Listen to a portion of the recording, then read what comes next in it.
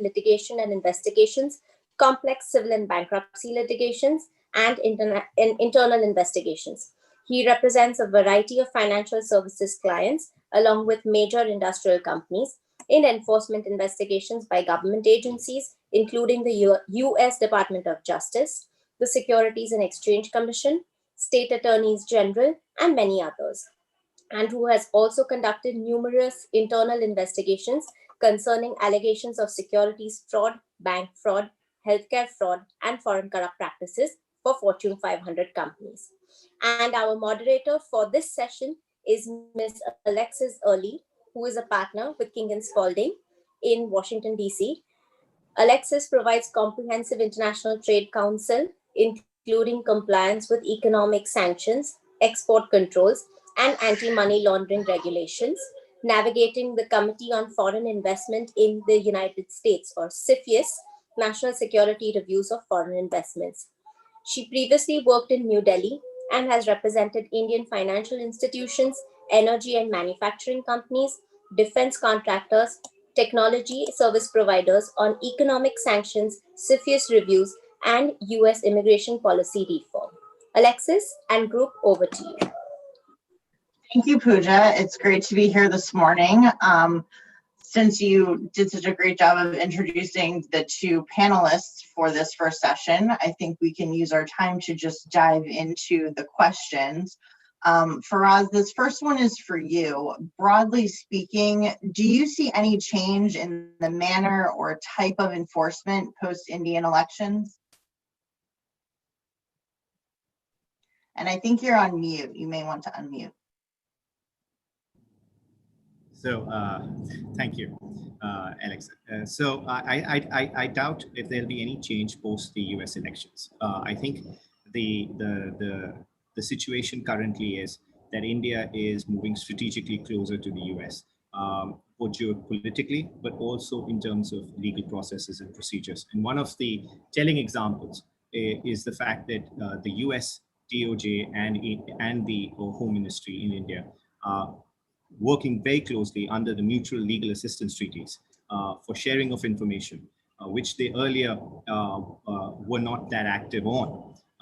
And you can with the number of cases that both sanctions related, tax related, or otherwise, including money laundering, India is more willing to share information of Indian citizens and Indian companies to the US government and vice versa, frankly. So what we did not see in, say, 2005 or 2006, you are getting to see now, which is immediate enforcement action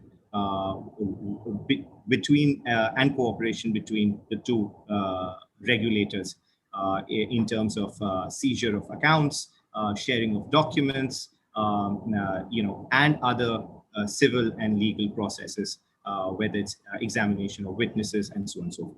So I think it's not going to reduce; it's only going to increase and it'll get faster. And I think that's the direction in which both governments are proceeding. Great, thank you, Faraz. And I want to note to the audience that we have a Q&A button at the bottom of the Zoom panel. So if you have any questions throughout for this session in particular, feel free to ask them there, and I will attempt to moderate and read your questions simultaneously. Drew, building on Faraz's note of increased US-India legal cooperation, can you speak more to the US law enforcement announcements related to India, especially involving anti-corruption cases, sanctions enforcement, tax evasion, fraud, and anti-money laundering? Sure. I mean, I think the important thing for everybody to understand, especially those less familiar with US law enforcement, is that the US is a very broad concept of what falls under US jurisdiction, whether it's a US person, an individual, which can include a legal permanent resident, in other words, an Indian citizen who lives in the US. If there's any US dollars involved, even if they don't, even if the person using them doesn't physically set foot in the US, or if there's any kind of interaction with US people, that could be the basis for US jurisdiction. That's the first thing that's difficult for non-US people to understand, is just how broadly the US interprets its own laws. And so some practical cases, which I think that to the extent that the past is prologue, will give you some sense of what's going to happen as the US and Indian economies get closer and closer together with, ultimately tens and tens of billions of dollars worth of trade going in both directions. We've mentioned sanctions. That's now the cutting edge of US law enforcement, which combines law enforcement and foreign policy interests. I mean, just looking back, we've seen that Indian entities, oil companies, banks, have come up in the course of US sanctions cases. For instance, Union Bank of India was named in the course of the Justice Department's prosecution of a Turkish bank, which is actually still ongoing. I think that's going to continue, and it's going to come from several directions. Of course, it's not just Iranian sanctions, but now the ever-growing Chinese sanctions that could draw in Indian companies, perhaps unwittingly, because the U.S. has this concept that I'm sure, Alexis, you could talk more about, of secondary sanctions that could cause a company to become sanctioned by dealing with, especially intentionally dealing with a sanctioned entity, all without necessarily entering the United States. That is the surprising and tricky part. I'm sure you've all heard of the U.S. Foreign Corrupt Practices Act, which is designed to stop U.S. people from using corrupt payments to undermine other countries' systems. It has a very broad reach also. Any type of anything of value that is given to a government official in another country, including a state-owned industry official, could violate US law. And even an Indian person who is working together with an American who's accused of doing that could be held liable under US law. So it's an extraordinarily broad reach. And then just a couple of other things, because it's certainly not limited to those laws, those statutes. For instance, I'm sure many in India are familiar with the recent so-called FinCEN files, which is a leak of US banks' suspicious activity reports that are made to the US Treasury. There are a number of significant Indian banks that come up in those files, which is not to say that they've done anything wrong, but it just gives you some sense of how much information is flowing to US law enforcement and could be shared with other countries, as Faraz was suggesting, even coming back to India itself. For instance, HDFC Bank was revealed to have made over $300 million US worth of transactions that showed up in those leaked SARs. And I think that the leaks are, just a constant feature of the environment now. They're going to always be leaks. Nobody should expect any of this information to remain confidential for very long. And there's also a range of other matters. I mean, India and the US, and this is somewhat, and perhaps Faraz could comment on this as well. In the tax area, India has signed on to the US law called FATCA, which allows for very rapid exchange of tax information between the two tax agencies. So for instance, as you may know, there was a prosecution even before that happened of HSBC Bank's Indian branch and a number of Indian individuals who had US tax obligations that they were avoiding. I think that type of enforcement is likely to increase greatly as the information exchange becomes that much easier. And any as I said, a American permanent resident who is an Indian citizen is going to have US tax liabilities and has got to take account of that transparency, that growing transparency between the two countries. And then finally, there's a host of other issues that are also going to be US priorities. There are anti-fraud questions. There's certainly been, there was a prosecution just a few years ago based on call centers based in India, accusing them of fraud. And there are other types of tax issues as well, including the kinds of internal company transfers that are necessary and often come under, in the United States, IRS scrutiny to see whether they've been done in a fair way that correctly states the company's tax liability. So that's a broad overview, but I think it's a good, growing, and continuing issue for both US and Indian companies. Thank you for that overview, Drew. And as you noted on secondary sanctions, in particular with regard to China, for any Indian financial institutions that have operations in Hong Kong as a major financial center, the new sanctions that have been levied on Hong Kong and some Chinese individuals for undermining Hong Kong's democracy, those could apply to non-US and non-Chinese financial institutions. So it's definitely an area to watch. And continuing in the sanctions theme, Faraz, our first Q&A is for you. An anonymous attendee has asked, Faraz, what do you think Indian businesses need to be worried about in terms of sanctions? And Faraz, you're on mute again. Yeah, I think that's a great question. And I think a lot actually, because, as Andrew said, the US has a entitled description of what it considers its jurisdiction. And the problem with Indian companies tends to be that India has relationships with sanctioned countries. Iran is one example of it. India maintains an embassy in North Korea. North Korea maintains an embassy in India. There are trade commissions between the two countries. So this is a real issue for Indian companies. Whether they trade directly through to these countries, or whether they have suppliers or agents who do so, and if they're transacting in dollar transactions, which is generally the case, it becomes a serious issue. And we've seen a number of Indian companies whose accounts have been seized both in the US, but also in India through the MLAT. The best way to try and ensure that you don't get into this is to have to review your transactions, have a know your client, scrutinize it, make sure that you're not dealing with these transactions, these countries, and also keep in mind that India also has sanctions-related laws. It's not as though this is just a US issue. You can't trade in a number of commodities with North Korea under Indian law. And those are things that Indian companies should also keep in mind, because they have serious civil as well as criminal liabilities.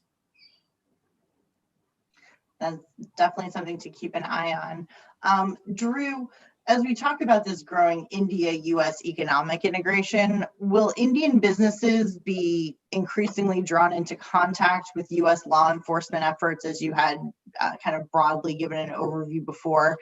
And in particular, what kind of compliance challenge does that create for them, and what recommendations do you have? Well, thanks, Alexis. I think that's inevitably going to be the case, that with growing economic integration, there'll be more and more contact with US law enforcement agencies. And it's important to understand, given the breadth of the US's view on jurisdiction, that even having a piece in the US could be enough to subject you to a US enforcement effort based on activity somewhere else. That's the surprising piece, and the one I'm always need to explain to those not familiar with the system. What I think is going to happen is there's going to be more inbound US investment in the US, including securities offerings, which will expose Indian companies to a much wider range of US enforcement. That's one of the touch points that really dramatically increases the exposure of companies. Obviously, it's very valuable to be able to be an issuer in the US, but it comes with a lot of responsibilities. And then to follow on what both you and Faraz were saying about sanctions, and this really applies across the board, not just in sanctions, but also in areas like foreign corruption and anti-corruption efforts, knowing who you're dealing with, really understanding that what that other company is, whether it's an honest company, whether it's a state-owned company, what its incentives are. It's important to integrate all that information and have the decision makers in the company have that at their disposal when they make choices about whom to deal with and in what way. It may be that somebody on the front line has that information and it doesn't filter up to the higher ups, but companies really need to create a system, as most good companies have elsewhere as well, to understand those issues, to have them collated, available to decision makers, because you as a business leader, you're responsible for what everybody in your organization knows. And when the US law enforcement looks at you, they're not going to say that the fellow who was on the front line dealing with the counterparty, that his information stopped with him. They're going to ascribe knowledge. They're going to assume that that's what the company knew. It's a very broad concept of corporate responsibility that the US law enforcement also imposes on companies, and can be a little surprising when other systems tend to separate that information to a much greater extent and to focus more on individuals rather than the company as a whole. Thank you, Drew. And our second question from the audience, and I think probably our last question for this session, goes back to you, Drew. It's what do you think the outcome of the US election will mean for this regulatory area of law? I think a lot of US law enforcement proceeds apace regardless of who is in the White House or who is controlling Congress. There's so much of the infrastructure of US law enforcement that just keeps kind of barreling ahead. There will be some distinctions on emphasis and resources, which of course, the more you put into the area, the more you get out of it. The current administration, the Republican administration, very focused on sanctions. There will continue to be a lot of sanctions enforcement, especially against China, which of course creates issues for India, both good and bad. And I think there'll be a lot more investment in India in part because of that. So I see sanctions and tax. Tax is going to be another deciding point. I think a Democratic administration would put a lot of more effort into tax enforcement. Not that this administration hasn't, but I think they'll just put more bodies on it, more time on it, more money into it.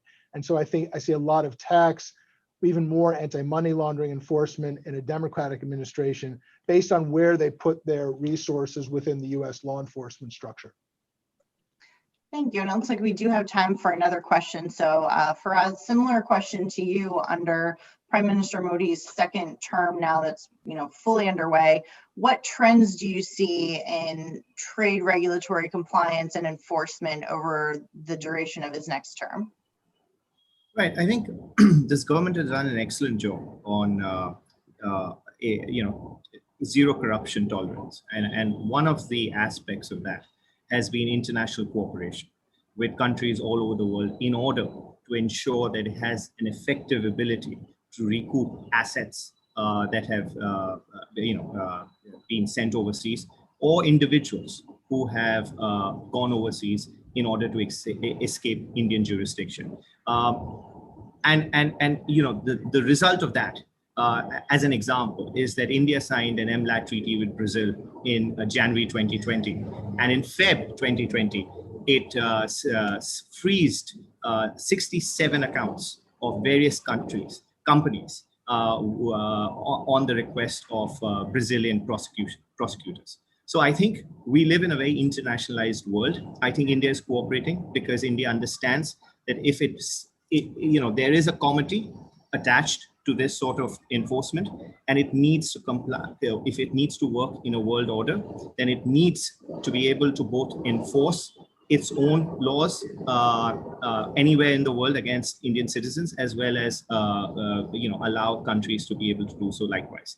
In terms of sanctions, I think India has done the best it can.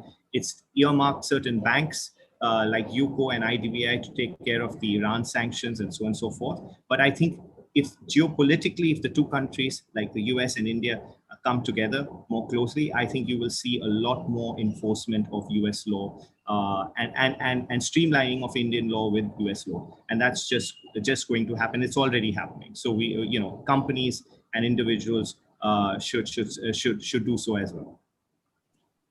So in sum, we're all excited about increased US-India economic cooperation. It is leading to more US-India legal cooperation. But the flip side of that is there is more enforcement and more traps for the unwary who are not considering these issues. So when you're looking at cross-border deals, whether involving the US and India bilaterally or a third country, it is always important to call your lawyers so that you understand what the trade compliance risks may be there. And with that, I'm happy to turn it over to Pooja Patel, who's going to be moderating our next two sessions. Thank you, Alexis. Very well put. I particularly agree with your recommendation there. Moving to our next panel, we have a couple of real heavy hitters as well. Our panel is going to be on M&A trends. With us discussing these are Ms. Akila Agarwal, who is the head of mergers and acquisitions practice for Cyril Amarchand Mangaldas, with over 20 years of experience in the field. She has considerable national and international experience, having advised marquee clients across a range of industries and sectors. Akila is consistently ranked for corporate M&A in Chambers Global and Chambers Asia Pacific for several years. Asia Leading Lawyers 2021 features Akila as a distinguished practitioner for corporate M&A. Who's Who Legal names her as a global leader in M&A and governance. She's also named as a notable practitioner for M&A in private equity in IFLR 1000 and is recommended by RSG Consulting for excellence in M&A. Our other panelist is Mr. Rahul Patel of King & Spalding. Rahul is co-chair of King & Spalding's Global Private Equity and M&A practice. He represents leading companies and private equity funds in a broad range of mergers and acquisitions, joint ventures, and other control and non-control transactions. A significant portion of Rahul's corporate work focuses on cross-border transactions.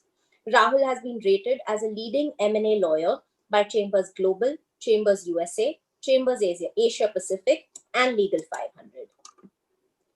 With that, Akila and Rahul, I invite you to speak on your thoughts on the M&A trends that you see in the India-US corridor.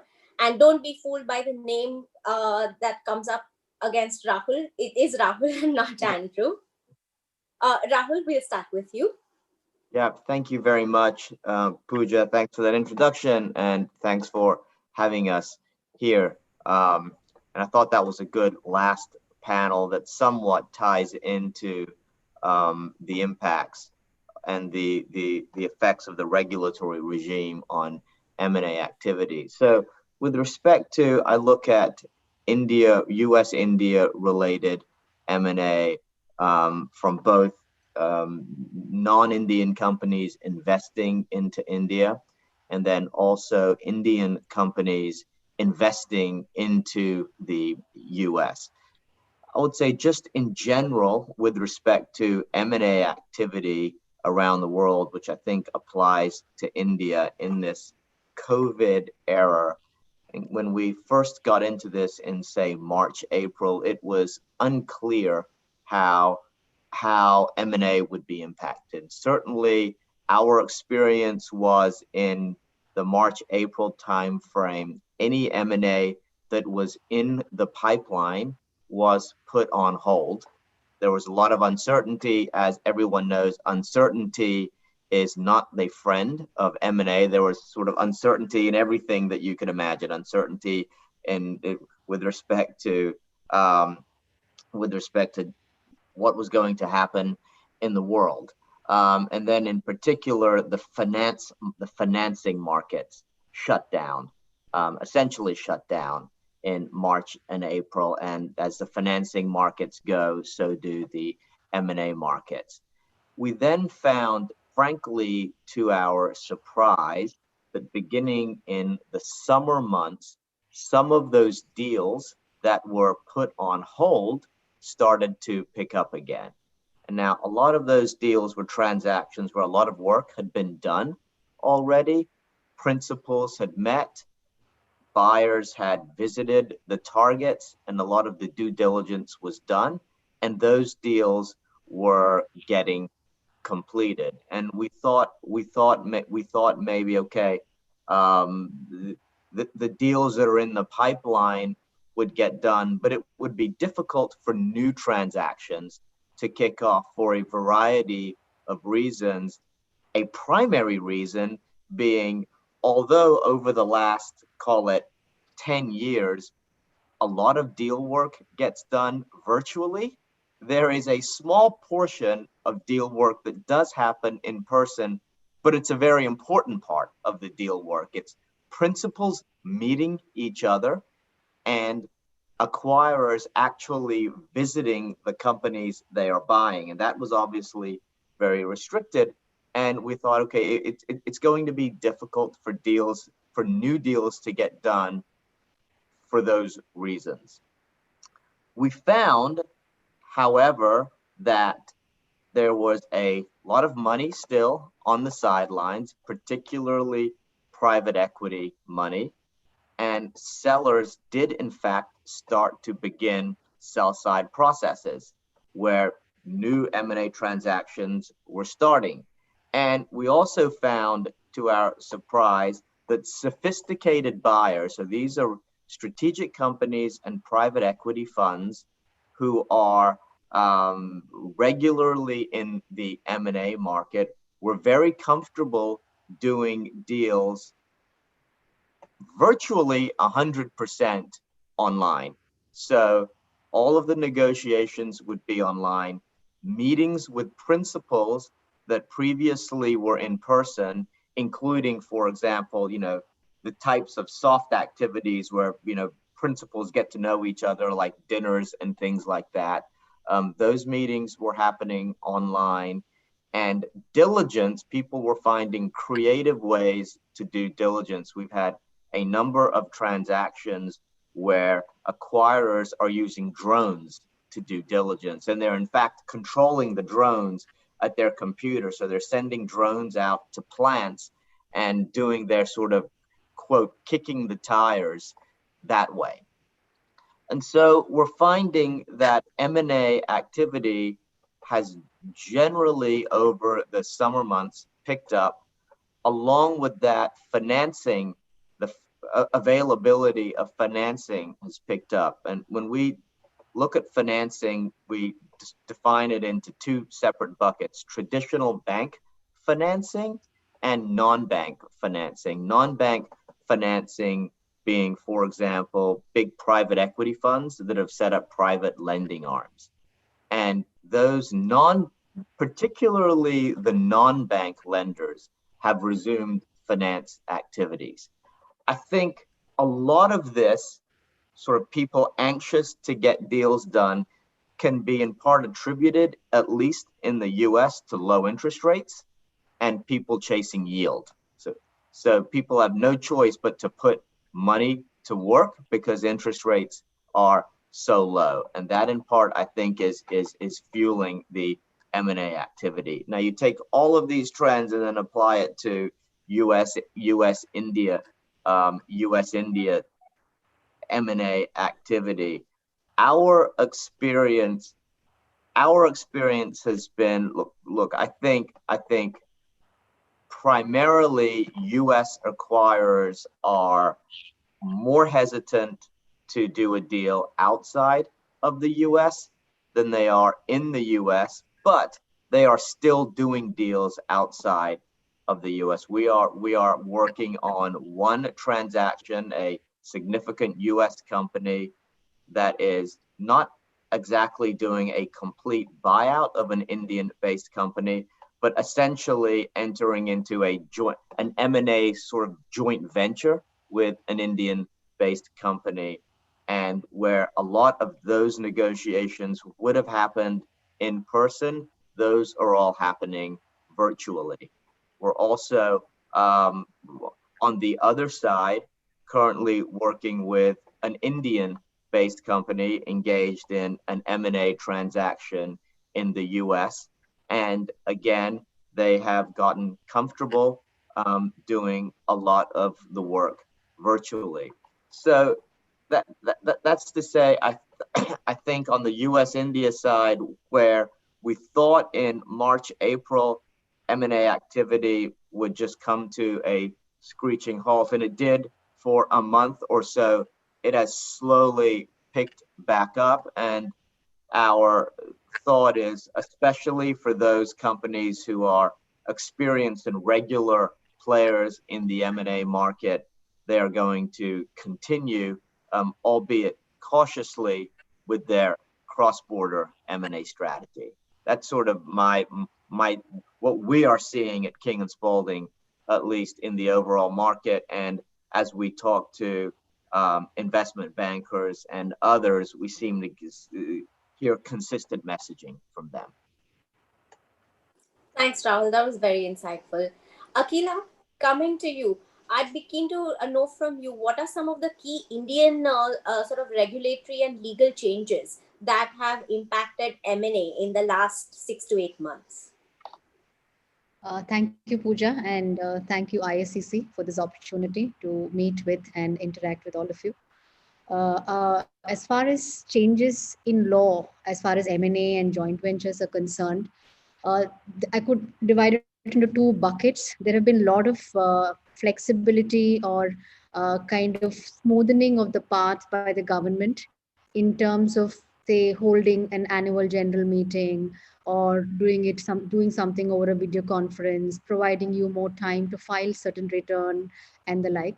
So this does help us in our M&A activities when it comes to closing or conducting something. I remember just when COVID started, we were in the middle of a closing of an Indo-Japanese transaction, and we required shareholder consent for it. It was a large listed company, and we had sent out the postal ballots, and of course electronic voting was available, but we were a little unclear as to how whether the meeting would get conducted in the due course, will the ballots reach on time, how does it work. But so in the first part, I think there were a lot of procedural flexibility that was offered. So you could call that changes in law in terms of procedure that enabled M&A transactions. So today, as Rahul also mentioned, doing an M&A transaction is pretty smooth to do it in terms of diligence, in terms of documentation, in terms of closing. We've done it all virtually. So that way, the law is not a restrictive element at all, so to speak. In terms of substantive changes from an M&A perspective, there have been two key changes that I would like to discuss. One is, of course, the Press Note 3 that was introduced sometime early September or early summer. And this was kind of a huge change which we had to grapple with in all our transactions because what the law, to those of you who are not from India and may not have the full details, this was a law which was introduced originally to prevent Indian companies being acquired by undesirable foreign companies at depressed prices.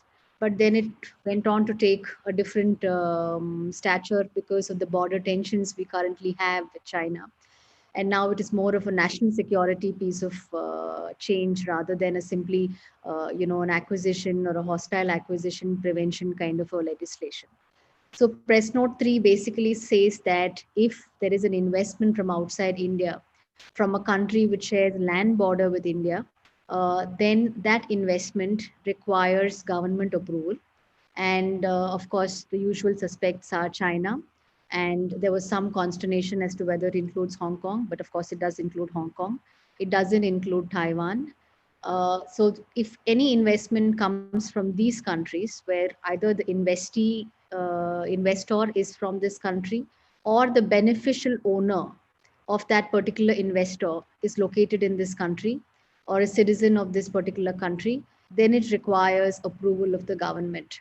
Now, the uniqueness of this piece of legislation, which is not different from similar legislations that have been passed in EU or in other jurisdictions, is that it is completely sector agnostic. So it is not limited to, say, defense or utilities or pharma. It is applicable to all sectors and it has no threshold. So whether the beneficial owner holds 1% or the beneficial owner who controls the particular investor, it, it affords the same treatment to both sets of investors. So obviously this created a lot of consternation for ongoing deals, both on the buy side and the sell side. Because if you are a buyer and you happen to come through Hong Kong, suppose you have a pass-through entity in Hong Kong, or if you happen to have, say, 5% Chinese in interest because you're a listed company in the US, then you are still affected by this piece of amendment. And on the sell side, it became even more complicated because in the COVID regime and even before the COVID regime, most sell side transactions were bid transactions through auction process, where you invited several bidders to participate. And now, if any of these bidders are from these countries or appear to be ineligible, then that kind of puts what Rahul mentioned, the uncertainty element into the deal, because then that if that bidder becomes successful, then he will require an approval, and then you don't know when you're going to close the transaction. So for both buy side and for sell side, it added a lot of angst. It also added a lot of angst for private equity investors, because a lot of them were based in Hong Kong, had fund managers based in Hong Kong, and for them to change the structure or invest through some other means was not really something which was very flexible.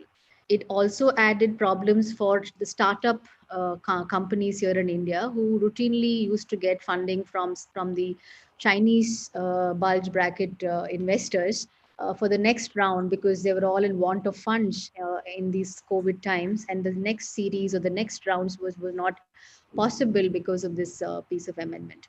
The amendment continues to stay. There has been no further clarification. But what I would proudly say, we lawyers, in consultation with the authorized dealers, have worked out is a practice which is viable. So, though the law does not provide for a threshold, what we have seen in terms of deal experience is that most authorized dealers are comfortable if the beneficial interest in, say, China or Hong Kong is less than 25%. Some authorized dealers or banks insist on less than 10%, but that number has been reducing as we progress in the past 2-3 months. I think now we only have, I will not name the bank, we only have two banks, maybe in the 10% kind of a requirement in terms of their internal compliance. But most authorized dealer banks are comfortable if a certificate is given that the indirect beneficial interest is less than 10% or less than 25% as far as Chinese interest is concerned. So this is an important change, and in terms of practice, we have been working on the kind of certificates that the bidder will have to give, or the kind of certificates that the seller will have to insist from the buyer. What kind of language? How do you define beneficial interest? Because the law does not define it. So do we rely on the RBI regulations, or do we rely on the Companies Act, SBO regulation? So we've come up with this practice pursuant to a lot of back and forth and consultations. And then I think now the industry as such is pretty much aligned. So this is an important change in law, Pooja. Another change I will quickly highlight, which is an enabler again, is for listed companies who are stressed. So listed companies who are stressed, who may be looking at an insolvency kind of a situation, SEBI has come up with several changes in terms of how they could raise further funds from a non-promoter. So basically like a white knight kind of investor, at a pricing which is more amenable to the COVID times. So typically investment in listed companies is based on historical prices. So they have kind of toned down the look back period to just say 12 weeks instead of 26 weeks. And they've also provided some exemptions from a takeover code, creeping acquisition trigger, so that it makes it possible for them to court and get funding from a suitable investor. So these two are the key substantive changes. There are several other smaller procedural changes, but most of them have been enablers. Great. Thank you, Akila. That actually dovetails with some of the audience questions that I'm getting on. People are very interested to know what is the future of distressed M&A, both from US as well as an Indian perspective. Rahul, your thoughts? Yeah, it's a great question. I think in this past summer, July, August, September, everyone was expecting a huge wave of distressed M&A in the US. When COVID began, especially in certain industries, consumer-facing industries, restaurants, and things like that, business was naturally down, and borrowers were missing debt covenants. Where traditionally borrowers were missing debt covenants and banks were taking action, given the general state of the market, banks during the summer months were not taking action. In other words, not calling defaults on bank loans, frankly, because there were just so many of them and things were uncertain. But people thought, okay, banks are going to give borrowers a relief for a few months here, but at some point in towards the end of this year, banks are going to start taking action and start calling defaults and putting companies in distressed situations where they are forced, in a bankruptcy proceeding that may result in a distressed sale. And certainly, I think in May, June, July, we were expecting that around now. The fact is, in the US, we're not seeing that. We're not seeing this huge, massive wave of bank defaults, which lead to distressed M&A. Now, we're certainly seeing distressed type situations in certain industries, particularly hospitality and restaurants.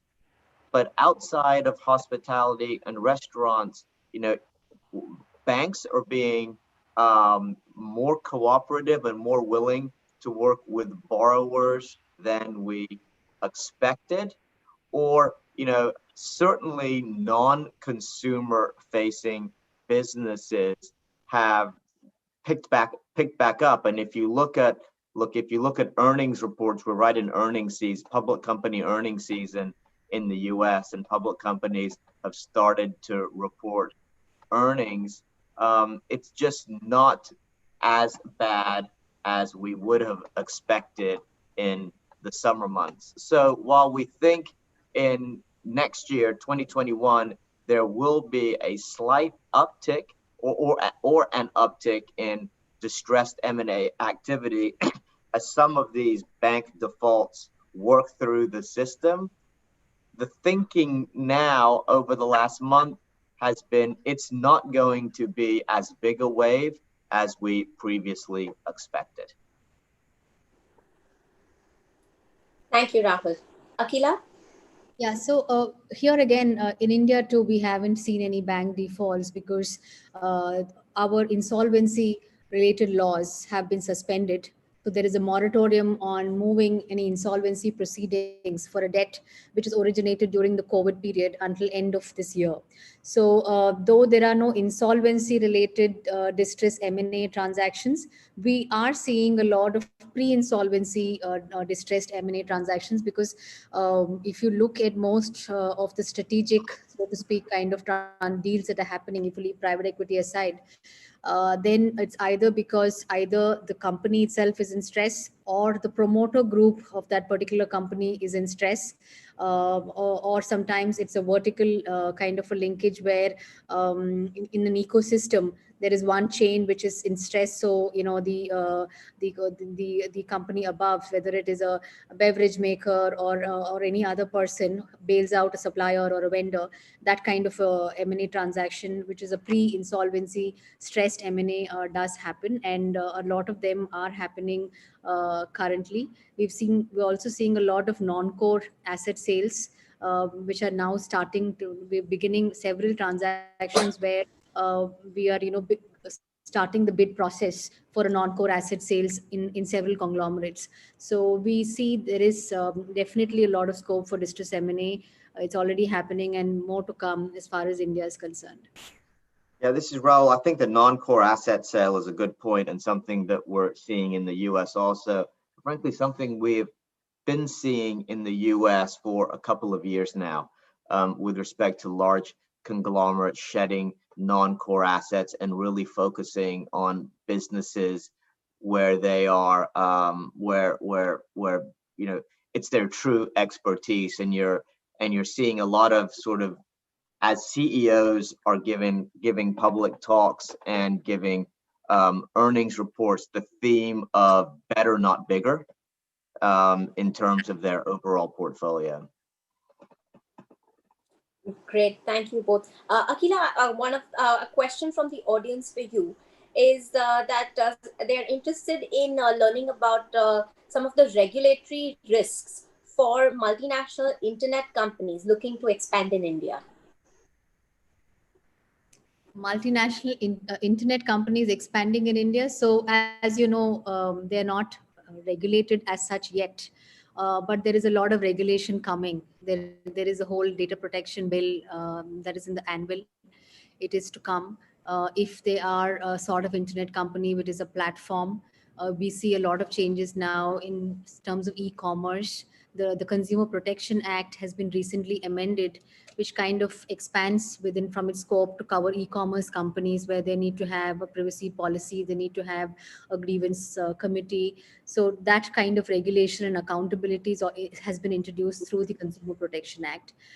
From an FDI perspective, there has been a recent notification which is causing a loss of angst among digital media companies, which again could be an internet company, because the clarification is very wide. So it's not just a news aggregator or a news content provider, but even if it could also cover a website or an app which relays current affairs. Then there is a restriction on the amount of foreign investment it can have, or who can manage it and who can be in control of it. So these are some of the key regulatory changes. The most important one, of course, is personal data and the competition law related matters, which there is no regulation as such, but the practices are highly scrutinized. Great, thank you, Akila. Last question for the session is for Rahul. Rahul, the audience would like to understand that with the uncertain business environment globally due to resurfacing COVID issues and the fact that COVID is going to be with us far longer than we had initially anticipated, what would you say are some of the newer risks in doing business with the US, which did not exist necessarily or not in the same form or intensity as pre-COVID times? Yeah. So again, risks of doing business in the U.S. involve uncertainty. We have an election coming up in the U.S., and always around an election, there is generally uncertainty. And it's interesting, typically before a big U.S. presidential election, especially when it's unclear what the outcome is, M&A activity tends to slow down because people are uncertain as to what the election outcome could have, especially on monetary policy and the tax regime in the US. So there's always a lot of chatter about that. Interestingly, with what's going on COVID related around the world, there hasn't been as much chatter about the election outcome in the US and what impact that could have on business and M&A activity. But the fact is that risk is still there. I think to the extent next week during the election, or whenever the results are announced, there's a change in both the White House and, importantly, control of the Senate. So if Democrats take both the White House and Democrats take the Senate, I think you will see a slowdown in M&A activity, because at that point, it makes it a lot easier for there to be significant changes, particularly around tax policy.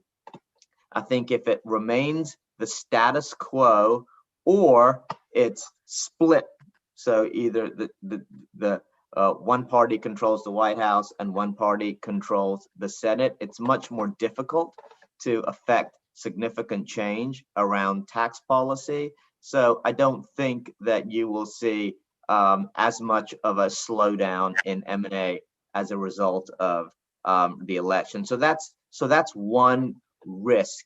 Depending on what happens in the election, is there going to be a change in monetary policy or tax regime?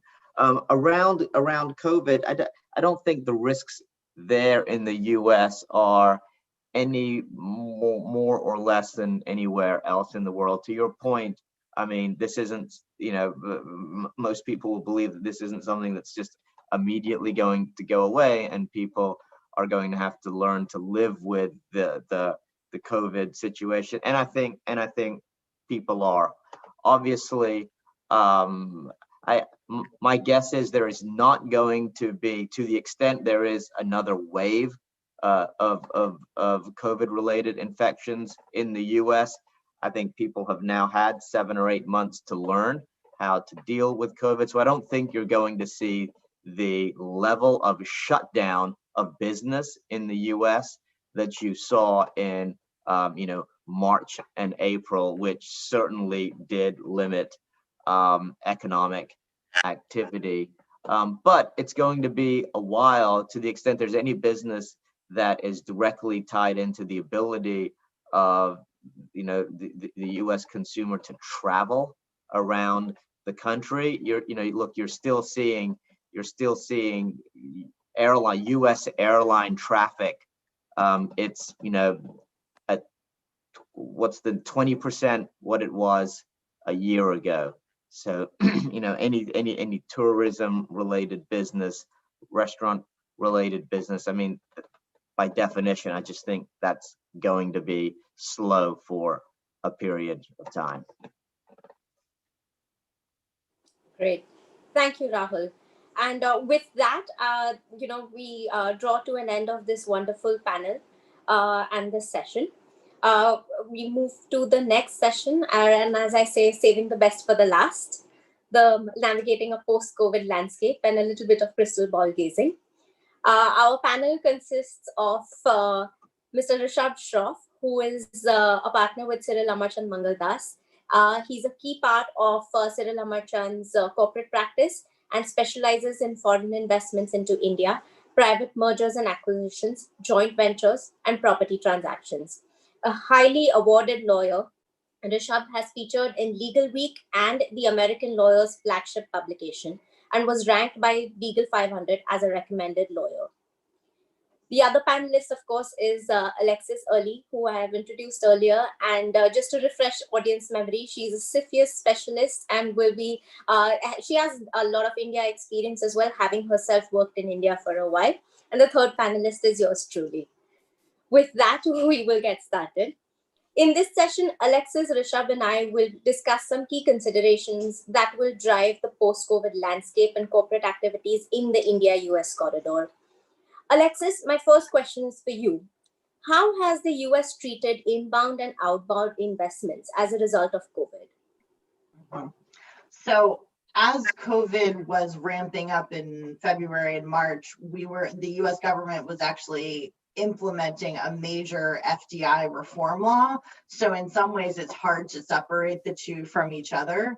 CFIUS, or the Committee on Foreign Investment in the United States, reviews inbound foreign investment into the US for national security concerns. The February 2020 change was the first major reform in a decade, and it greatly expanded CFIUS's jurisdiction. CFIUS, it's a largely voluntary process, but if you don't choose to go through it, they can force you to block, unwind, or divest your investment, like we've seen with the Musical.ly investment in TikTok that is now having a forced divestment. But I think some of the changes in the COVID context that are most relevant for the US-India relationship, there were discussions about distressed M&A in the prior panel, and the acquisition of US assets out of bankruptcy is still subject to this review process. And of particular importance to US-Indian technology, data, and life sciences companies, where we see a fair amount of collaboration, joint ventures and joint development agreements, even if those entities are located in India, can still be subject to CFIUS review, even if it's just a single-digit financial investment from an Indian company, if the US company is contributing a US business, which is a business line, a business unit, assets that can function as a business line. So there are, as Drew had noted in the first panel, there are ways that this can apply extraterritorially. That being said, the US government is encouraging US companies to take investment from US allies and has expressed a willingness to broker those transactions. So we expect, to the extent that Indian investors are looking to make not just traditional M&A, but even minority investments in US companies, that the US market is a good place to look. Great. Rishabh, we've seen that ever since Prime Minister Modi took office in 2014, he's been a very vocal proponent of Make in India. And how has that program fared in COVID times, according to you? Good, and thank you. Welcome to our audience as well, and thank you for inviting us for this session. Hope you can hear me. I'm having some audio problems on my headphones. So good question. So I was considering sort of, if we look at India 2014 to October 2020 today, and given the topic today of the post-COVID landscape, where we expect India to be, let's say, 2 or 3 years from now, I think the general trend of the FDI as part of Make in India has been very progressive and very open. If we compare our investment laws from 2014 to date, I think almost every sector has seen, things opening up, ease of doing business being improved over there. They're incentivizing investments into things like the defense sector. Manufacturing always has been open, but more investments are coming into that. We have seen ease of investments into things like single brand retail trading. We've seen large investments from US players like Walmart coming in. Just a few months ago, we had on the telecom and sort of the digital side investments from Facebook into Geo. So I think from the FDI and Make in India point of view, things have been very good, very positive and going in the right direction. Apart from the whole Make in India platform, which is basically aimed at positioning India as the factory of the world, adopting a China plus one strategy, I think Prime Minister Modi really has got his act together and doing a very sort of good job on that. He is sort of pitching to American investors, Koreans, Japanese, and so on, and saying, we can sort of set up your factory in India, move it out of China, don't go to Vietnam, Myanmar, and so on. And the Indian sort of government, especially state governments, in special places like Gujarat, Maharashtra, Karnataka, Tamil Nadu, and so on, they're offering very sort of attractive incentive packages in terms of land, tax exemptions, labor exemptions, and so on, to really set up their sort of shop in India. Just today morning, or I think yesterday, there's talk about Tesla setting up a factory in Maharashtra.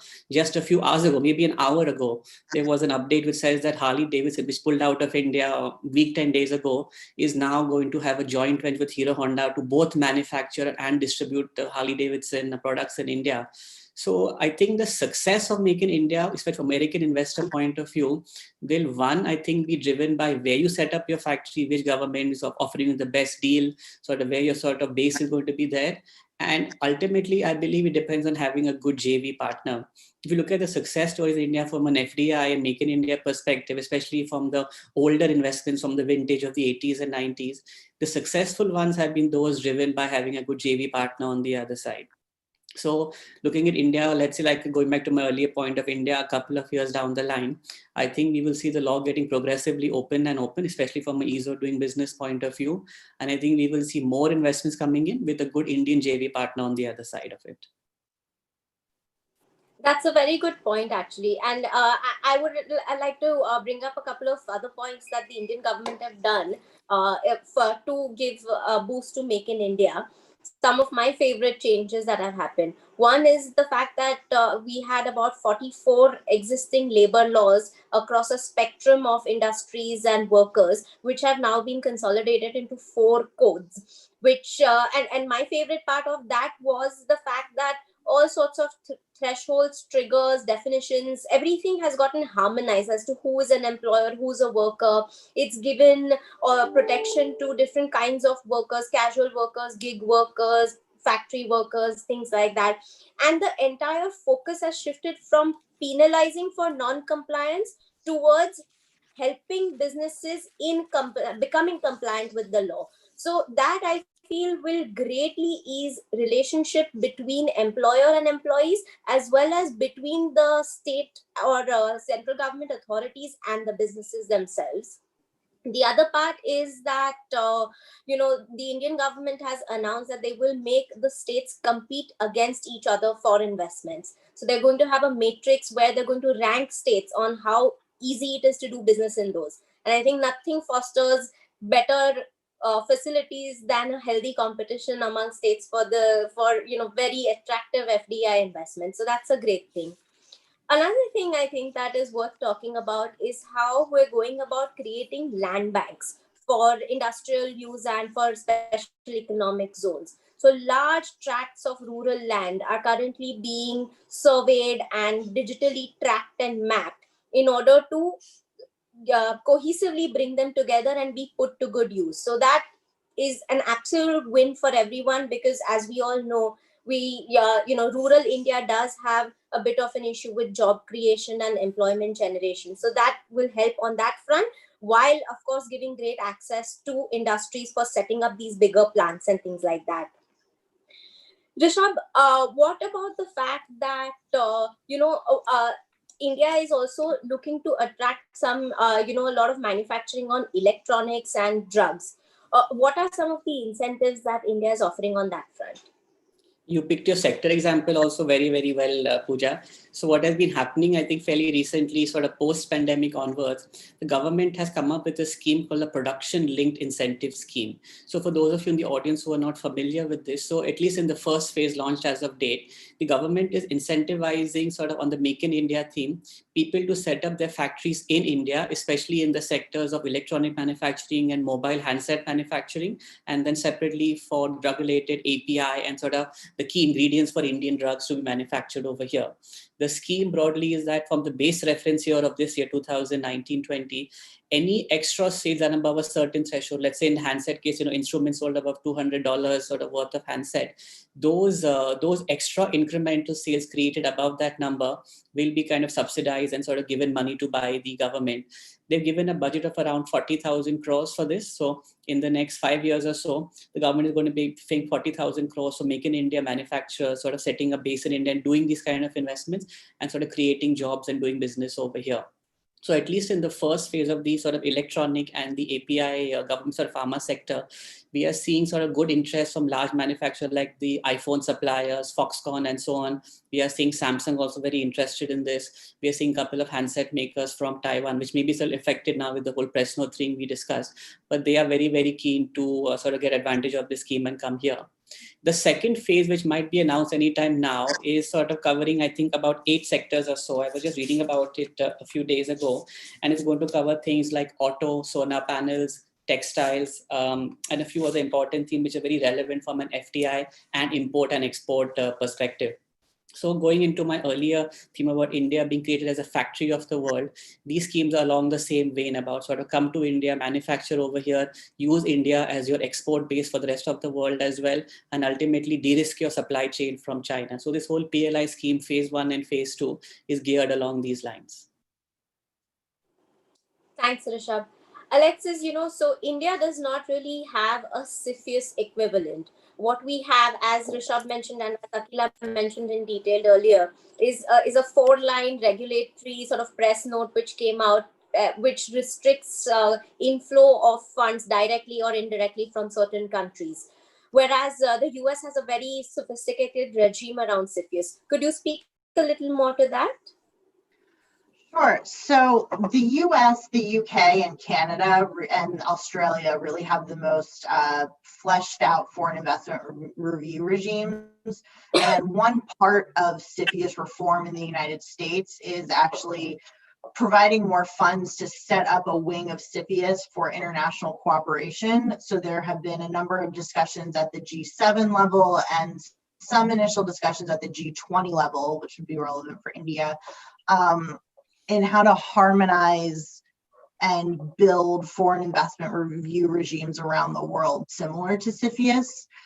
It's largely all focused on China. As Rishabh had noted, there's so many concerns about business in China right now, and Chinese investment outbound, and the US certainly has those concerns in the US-China trade relationship. But the US sees it as important to coordinate with allies due to concern that, for example, if a US company sells itself to a German company and CFIUS approves that because Germany is an ally, there's nothing to stop that German company from then selling it to a Chinese company. That would now still be subject to CFIUS jurisdiction because there's that US asset.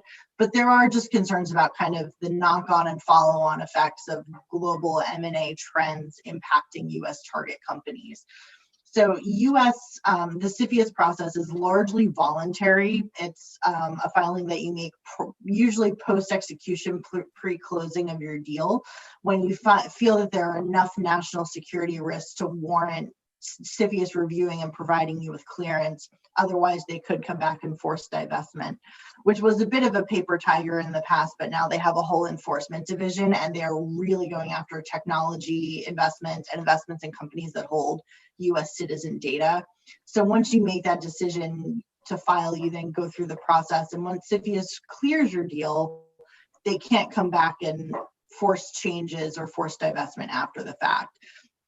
It's a very fact-specific analysis. And one of the things that we've had a lot of success with working with our corporate partners, including Raul, whom I work with regularly, is considering the CFIUS implications at the beginning of a deal, even if it's a minority investment, even if it's a joint venture involving a foreign party, so that you can decide how to structure your transaction to minimize CFIUS risk, or structure your transaction to completely avoid CFIUS risk and get out of the jurisdiction. So coming in early and considering this just the way you would consider, anti-corruption practices, sanctions practices, tax treatment. We're now seeing CFIUS and foreign investment review regimes around the world as part of your initial M&A diligence and part of your deal considerations, especially, for example, the EU just came out with its investment review regime at the European Commission level. It then needs to be implemented by individual countries. But Germany and France and others have considered and are kind of developing their own foreign investment review regime. So if you're an Indian company looking to acquire a target that has subsidiaries in all of these countries, part of that is going to be considering whether you need to go through different review processes in different jurisdictions. So it's definitely a consideration that you want to think about on the early end to minimize surprises and just remove barriers to the transaction later. Can I just supplement one point you said, Alexis? So reinforcing the theme of India being open for business, I think so. The good thing is that unless you have a Chinese investment somewhere in ownership cap table, I think India is completely open for business, especially from the manufacturing sector. And another important point all Akila, Pooja and I are seeing on transactions now is that even though it's a foreign company investing into the US, wherever in the world, a Japanese company buying an American company, in case you have any Chinese investment in the sort of top holding structure, Alibaba's investor, or Tencent, or some large investor like that, this triggers the whole press note refiling situation in India. Even from a global deal certainty and sort of timing perspective, even though our general counsel sort of hearing this saying that why should we concern about a Japanese company buying an American company with a de minimis, 1 little % revenue from India, this whole thing triggers any Chinese investment will trigger the press note 3 approval process. And the bad thing is that even though this came out in the summer, there were I think about 200 applications filed since date, none have been approved as of today. So even though people are filing it at the moment, people are doing the process, the government is sort of unclear how they want to go down this direction. And given the border tensions we have at the moment, investment required. Yeah, actually that. Sorry, Pooja? No, go ahead. Sorry. So I was sort of saying that in terms of what governments will look for in terms of what's important, especially for Chinese SOEs and some state control in private sector companies, that is completely uncertain. So even though there's no India involved in your M&A transaction, don't ignore the press note 3 risk broadly. Okay, go ahead, That's Pooja. right. And yes, on the same sort of vein, Alexis, the audience would like to know that, currently it seems that the US administration's focus around CFIUS is more, related to China and everything related there. How likely or unlikely is that going to change after the elections?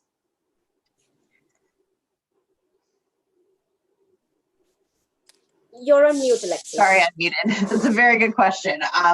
This is something that at the beginning of the Trump administration, a lot of investors were asking us of what are the changes going to be, and through 2018, 2019, can we just wait out the Trump administration and do our deal later? And really, these changes have been a long time coming. They started in the Obama administration. They've continued in the Trump administration. If Trump is reelected, we'll continue to see the use of CFIUS to really regulate foreign investment in the US. If there is a Biden administration, we would expect to see a similar focus, especially vis-a-vis China.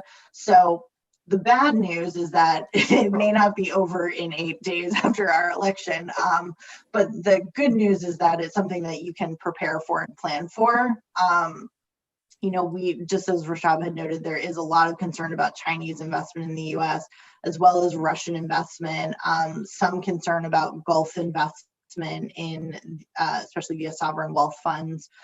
But if it's something that you prepare for early, that you know, as Rashaba noted, up the ownership tree, really piercing the corporate veil, who is actually owning these entities, you can prepare for that. And I think one of the things that CFIUS and its member agencies like the Justice Department and the Defense Department and the Commerce and State Department have said is they really want to encourage foreign investment in the US from allies, and that they're willing to broker those deals.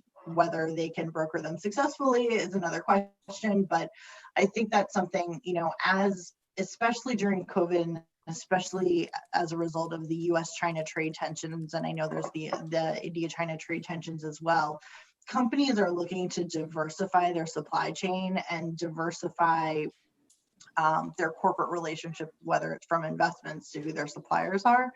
And I think there are better markets or safer markets that US companies are looking at. I think India is one. Rashaba noted that competitors are, you know, Malaysia, Thailand, Vietnam, et cetera. But I think there are really strong US-India ties that there is an opportunity to do more diversifying into the Indian market or with Indian investors away from China.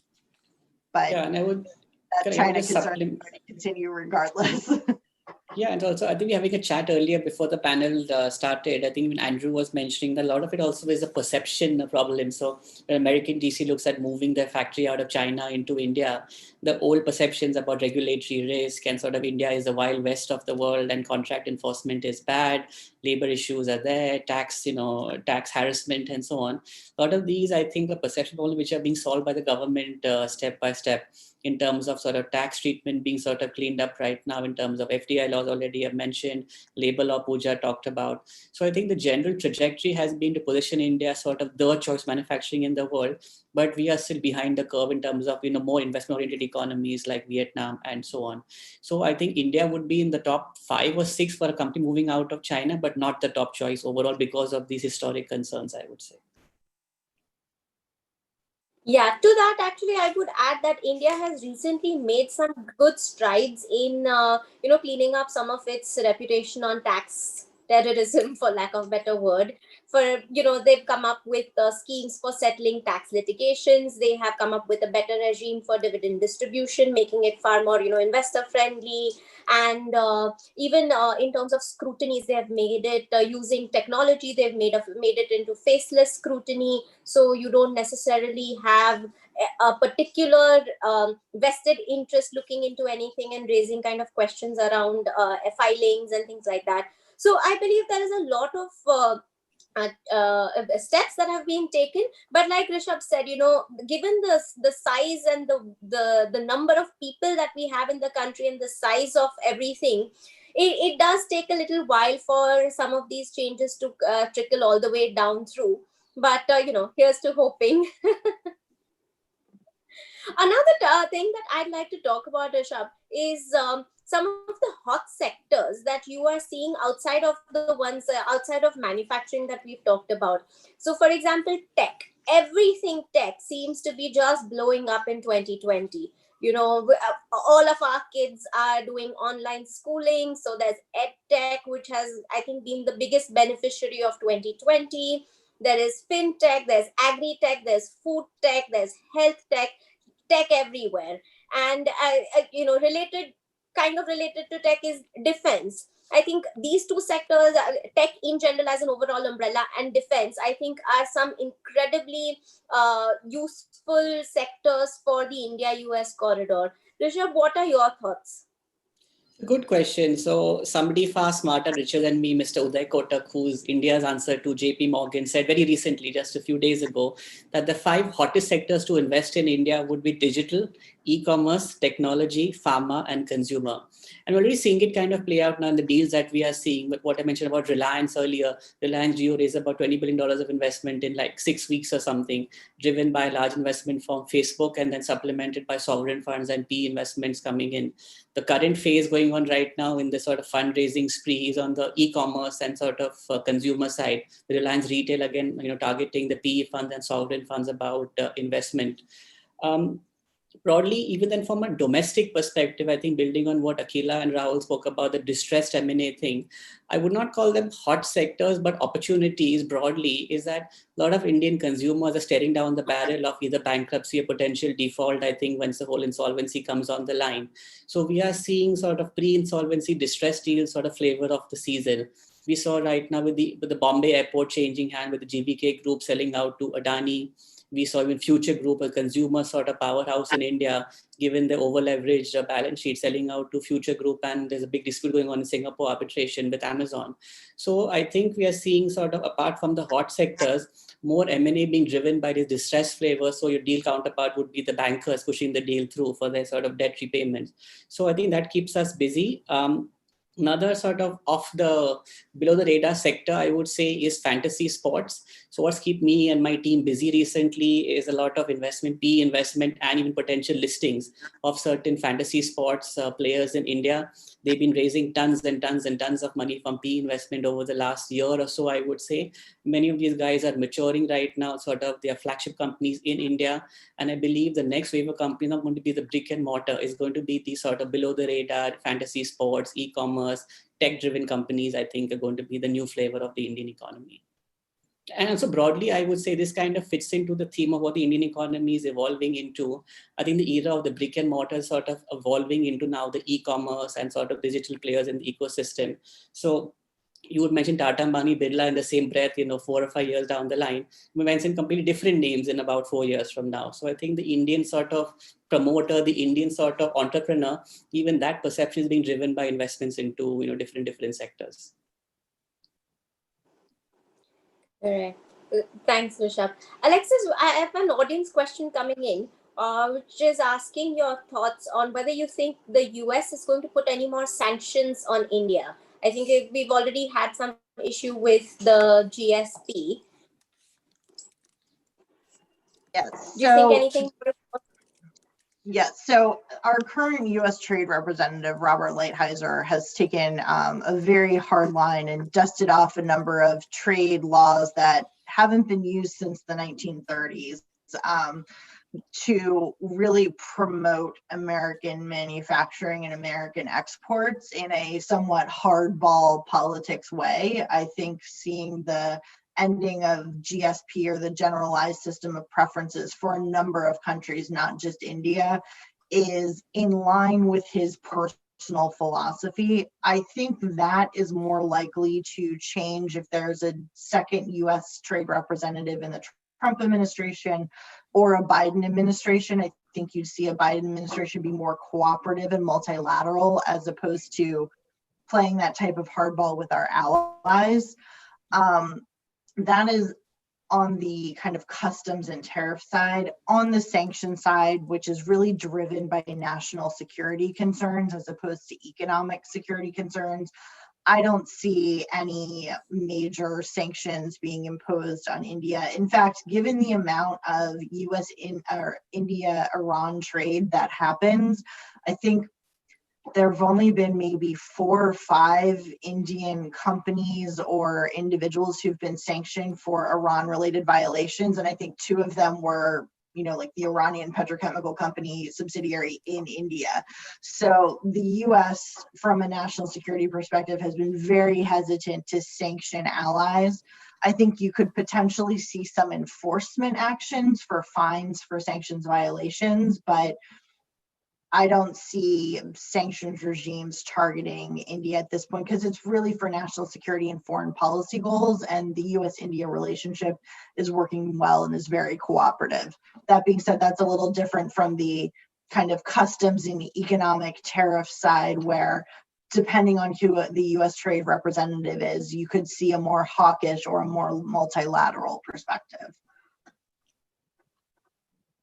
Thanks, Alexis. Rishabh, when do you think we will see a trade agreement between India and the US? Good question. I think Alexis is a better one to answer that. Let me give you a little different example. So what we saw with the UK right now in the post-Brexit era, I think even that trade agreement has sort of been going on for a while, negotiations. It's not really progressing well in that. So I think one, given how extensive the connect between India and US is not going to be the easiest one to solve. And depending on the political capital, the new sort of president, if any, or the current one is going to have to push something like this through. So it's kind of beyond my pay grade to answer that, but I think it's going to be difficult to do if it does happen. And I think the good thing is that the US kind of vacuum about what's been distracting them with the domestic issues is being filled up by investments from all over the world. So I think India is not as dependent on the US as it was earlier. We are seeing our M&A volumes being topped up by Japan, Korea, or Germany, Italy, and so on. So I think India's network in the world is now far more extensive and deeper than a pure US connect. So I would not overemphasize the importance of a US trade agreement, but it's difficult to do if it does go down that route. And I think in the US, it really does depend on the next administration. The Trump administration has been very focused on bilateral agreements. You know, it wants a US-UK trade agreement, as opposed to the Obama administration, and likely what a Biden administration would be interested in is more multilateral agreements. So you could see a US, EU plus UK type of agreement. You would be more likely to see the resurrection of the Trans-Pacific Partnership. So you would see US-India trade kind of brought into the more multilateral context and less of a focus on or a prioritization of a bilateral trade agreement. Of course, understanding that there's extensive cooperation and agreements at the micro level on things like tariffs and phytosanitary measures and customs and things like that, that will of course continue apace regardless of the administration. Great, thank you.